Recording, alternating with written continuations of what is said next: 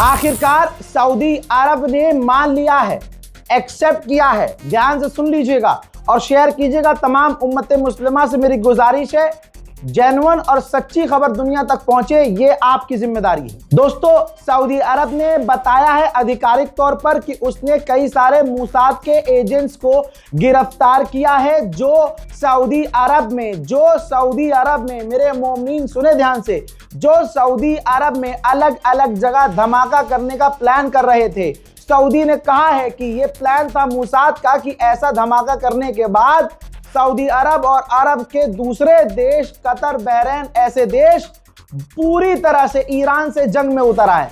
ये Saudi official ने माना है। मोमिनीन, सऊदी ऑफिशियल ने मान लिया है कि हमने मोसाद के ऐसे एजेंट्स को पकड़ा है, गिरफ्तार किया है जो सऊदी अरब में अलग अलग सिविलियंस के इलाकों पर हमला करके हमें भड़काते और ईरान के खिलाफ जंग में सीधा उतारते।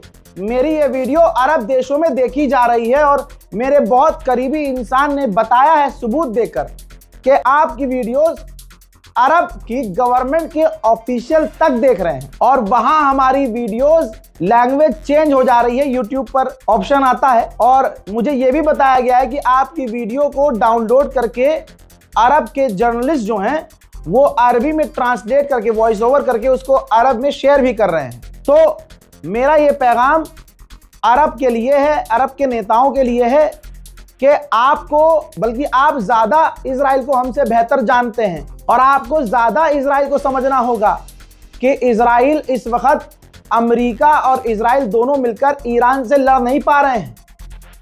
अमेरिका, इजराइल अब चालाकी ये कर रहे हैं कि आपको, यानी अरब देशों को ईरान के खिलाफ सामने कर देंगे और अमेरिका और इजराइल पीछे हो जाएंगे। ये प्लानिंग चल रही है।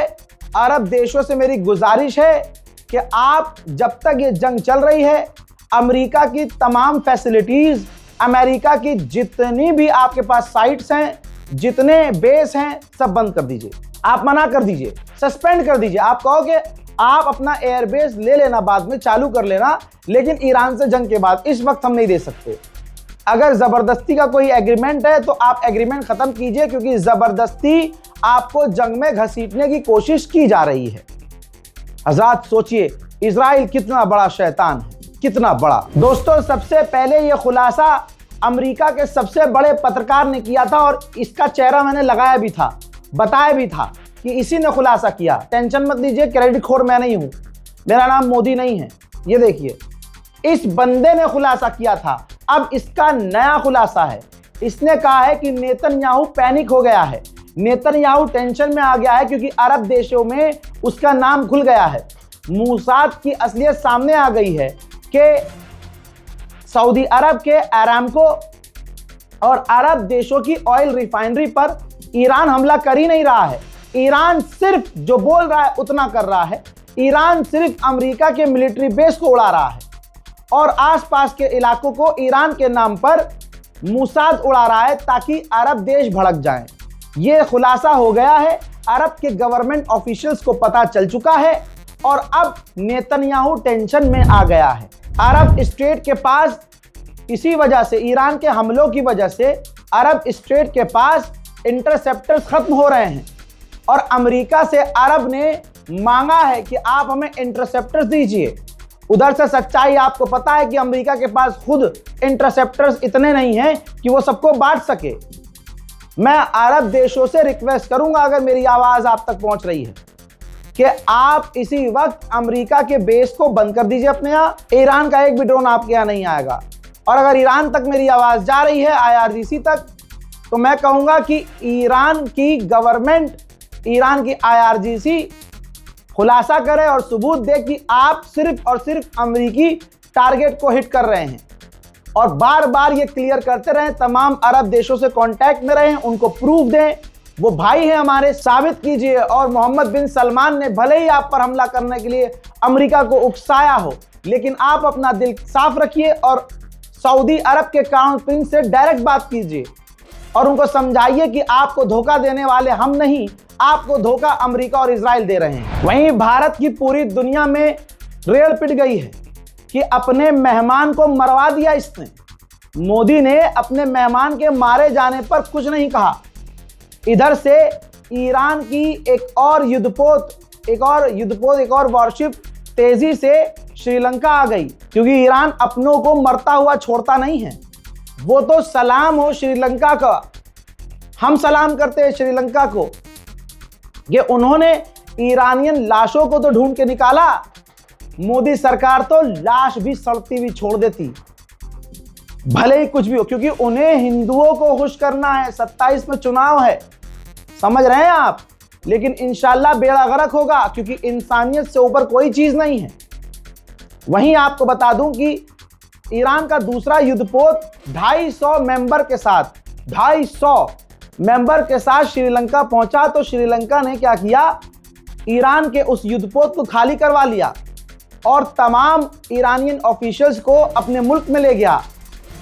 ये श्रीलंका ने बहुत समझदारी का काम किया कि कहीं अमेरिका इस युद्धपोत को भी ना उड़ा दे, और अमेरिका श्रीलंका पर हमला करेगा नहीं, तो इसलिए अमेरिका ईरानियन गार्ड की सेफ्टी के लिए उनको युद्धपोत से उतार के अपने मुल्क ले गया है, उनकी खातिरदारी कर रहा है। सारी दुनिया, बल्कि मिडिल ईस्ट के एक्सपर्ट हों, दुनिया के एक्सपर्ट हों, वॉर एक्सपर्ट हों, सब भारत की आलोचना कर रहे हैं कि यार इनका मेहमान था। ईरान ने अपने मुंह से कह दिया हमारा वॉरशिप भारत का मेहमान था, भारत ने परफॉर्म करके आ रहा था। ऐसी जात पर हजरात, इनकी विदेश नीति पर थू है।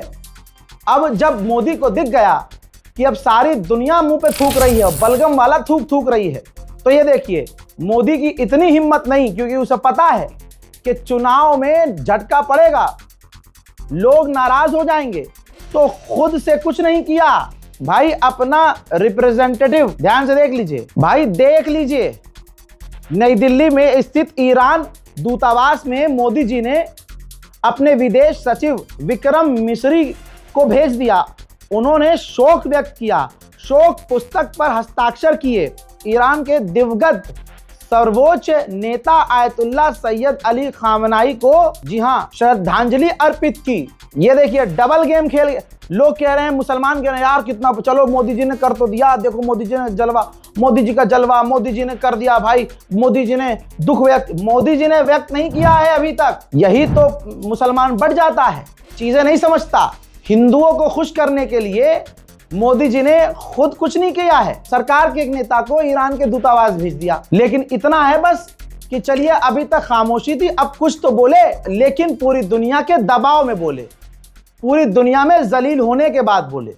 ये हमारी विदेश नीति का हाल है। दोस्तों जल्दी से इस रिपोर्ट को शेयर कीजिए। आप तो सो जाते हैं, लगातार हम जाग रहे होते हैं पूरी रात, इंशाल्लाह अपडेट देते रहेंगे। जय हिंद।